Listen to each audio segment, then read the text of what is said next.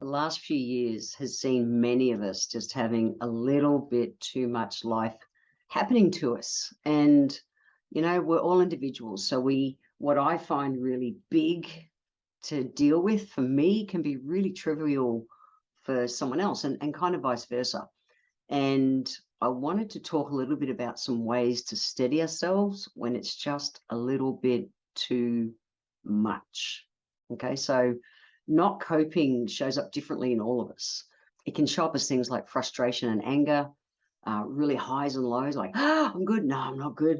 Like withdrawing, this is one I've totally done in the past. Can't think straight, that really overwhelmed kind of brain. You might be feeling anxious, tight in the chest. It can show up with crappy sleep and energy. So like you just running, you flipped your lid, you're going down the rabbit hole, and it's throwing your sleep. It can be, it can show up in so many different ways. But for me, I thought I'd just touch on, just briefly, this is a really short bullet point, to the point kind of thing. Because what I know is if you are not coping and you had everything going on, you don't need the 10-page essay to explain it. So if you are in that place, I feel for you. And I just wanted to share with you 7 kind of hacks that I've used to help cope with stress. And mindfully, the majority of the time, bring them into my everyday life to help me cope with stress in the future. That's the thing. Don't wait to get to that point. And I've had plenty of those points the last couple of years, like a lot of people have. So these are my 7 hacks to help you cope with that just too much. The first one is to breathe. Literally just breathe and breathe deep. So when everything's going on, it's really easy to just get stuck in your head and forget to breathe. And so breathing and mindfully pushing the belly out, drawing a deep breath in. When I go surfing, I did a course with one of my surf coaches on ocean confidence, and breath is the very first part of it. And we do, what's called a box breath, which is literally, I'll visualize for 4, breathing in one side of the box, hold it for 4, breathe along the top of the box, breathe in, let it out, hold, breathe in, hold, breathe out, hold, box breathing. I'll put a link in the show notes because it helps me so much if I'm overwhelmed out in the surf and just think, fuck, I can't cope. Waves coming, too big, scary, all that kind of stuff. My brain defaults back to box breathing, and it's helped me even just with life. So I'll put a link to that in the show notes because it's helped me heaps. So the first one is breathe. Bloody hell, breathing keeps us alive. Number 2 is to unplug from the media. I know over the last couple of years, just there's been so much negativity. And even I've said to my mum, stop, just don't watch the news. I don't watch the news. I haven't for years, like decades. Really mindfully just don't want that conversation in my head. But there's still just so much going on. And I get it. The wars, all the things are going to happen anyway. Us stressing out about it is not going to help. So unplug from the media. That's it. Number 3 is to self-soothe. So do what works for you. For me, baths, warm soothes me. I have a sauna in the house. I'll go and jump in my infrared sauna and just be warm baths, aromatherapy, essential oils. I'll put a link to my chill out blend, which is just exactly that. It's just been just that my brain thinks, well, I'd rather be hanging on a hammock under a couple of palm trees than dealing with life at the moment. That essential oil helps me just to take the edge off. Live from a prevention is the next one with your eating plan. So what we know is that, eating, when we're stressed, we get outside the alkaline corridor. We absolutely go off track with our eating. We crave shit food, all those kind of things, and we'll tend to go to stimulants. So me in my younger days, I defaulted to alcohol. That didn't help. Fuck, I ended up as an alcoholic. That was terrible. And everyone's got the thing, whether you go to sugar or whether you go to carbs or you go to drugs or you go to alcohol, whatever it is, we want to keep our body calm the most of the time so that we don't go, defaulting that way. And through all these kind of things that I'm talking about, I've integrated as basic body systems nowadays, or support systems nowadays. So I don't go down that default that I did for so many years, like to alcohol. So this is just the bottom line. And you can go back through all my podcasts where I talk about every one of these in bigger ways. But this is just the bottom line for if you aren't coping, think about tapping into some of these. So live close to nature the majority of the time with your food. Avoid stimulants. Do everything you can to avoid stimulants. Drink water, keep your brain hydrated so that you can think clearly. Really important, okay? Number 5 is to make sleep a priority. When you are in it, you've got to make sure, and life sometimes can be going, that kind of life can be going on for a while.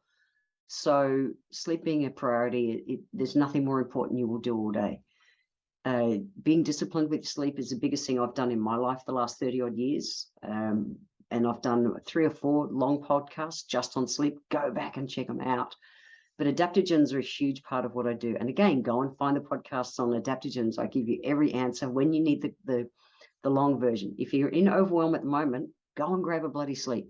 Like, really seriously, just let yourself just breathe and just calm. That's really important. But adaptogens are a class of herbs that help our body adapt to stress. Take them in advance. I've been taking them for 30 odd years to help me cope so I don't get to that place that like I used to when I was younger and didn't manage my stress. Essential oils, I'll put a link in the show notes to my Sanity Saver blend. It contains an oil called vetiver. Now, this is an oil that helps keep you grounded. I have a very busy brain. I'm a go fast kind of person. And so it's easy for me to go down the rabbit hole. If my brain is getting to that place, or it's a blend that I actually like to use, most days in some way. I like to use it on the soles of my feet. It keeps me grounded so I can think of one thing at once, not go creating stories about what's happening, just to stay grounded. Number 6 of the hacks is just get a support network. Ask for help, whoever it is, whether it's people who are close to you, family. If they're too close, go outside of that. But what I learned is that we are service-orientated beings. We like to help other people. So give people the honor of helping them. Ask for help. Now, they still have the right of refusal, and you don't need to create a story if they're not in the space to be able to help, support you, but ask for help, whether it's professional help.